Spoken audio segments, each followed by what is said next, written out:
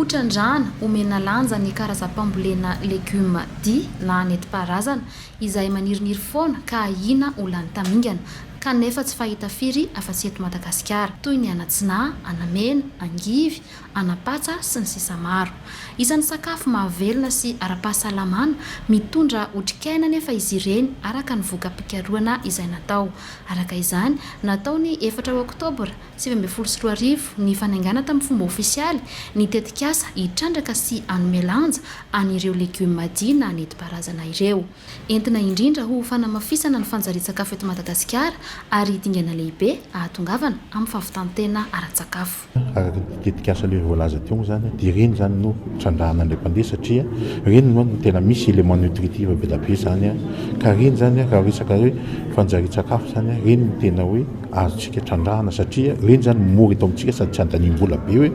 ilana vola be manahoana hoe be loatra amin'izy. Tantsa-pamokatra vehivavy miisa 200 tokantrano no hisitraka ny tetikasa any amin'ny faritra Itasy sy Vakinankaratra izay faritra isan'ny mpamboly legioma betsaka indrindra eto Madagasikara. Zava-dehibe ny fikajiana sy ny fitehirizana ny karazam-pambolena isaraka izany fandrindrana sy fampianarana fototra ary fampitana fahaiza-manao ahafahana mitahiry an'ireo legioma nentim-paharazana ireo. Voalohany aloha ahoana no zavatra ataontsika mba tsy faty na very tamingana azy ireny, izay le conservation dia amin'ny alalan'ny hoe misy zany fakana ny voany fanangonana ny voany dia fitehirizana ireny any amin'ny laboratoire, zay no fandraisantsika teo. Dia faharoa ny fambolena an'izy ireny eny an-tanimboly mihitsy satria fomba anankiray koa izay azoana mitahiry azy ary ny fandrindrana ny fambolena mba tsy hifamotika fa hifamelona. Ny fambolena ataontsika na ataontsika hoe fambolena lehibe azy le à grande échelle reny dia reny tsy tokony hanimba n'ilay voly madinika misy an'ity le karazana voly tehirizitsika ity. Akoatran'ireo le hoe olona 200 izay hisitraka amin'ity tetikasa ity fanampiana ny vehivavy eo zany dia misy ihany koa le fanofanana le ataontsika hoe ireo vulgarisateur le olona tena andeha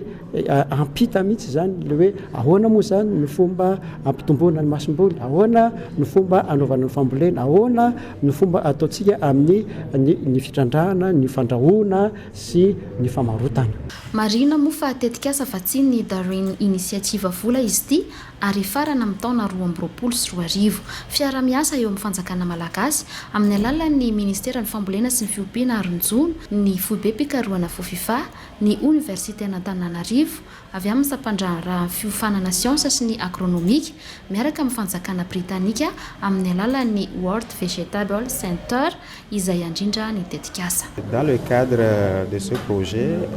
le World Vegetable Center a travaillé en collaboration avec le FOFIFA, l'Université d'Antananarivo et la compagnie semencière Semana pour développer un projet qui a été soumis à Darwin Initiative, qui est un financement du gouvernement britannique pour soutenir les efforts de conservation et d'utilisation durable de la biodiversité dans les pays en voie de développement. Nous envisageons que ce projet pourra impacter environ 15 000 personnes au niveau de Madagascar en fonction des différentes activités de promotion sur l'utilisation et la production des légumes que nous envisageons.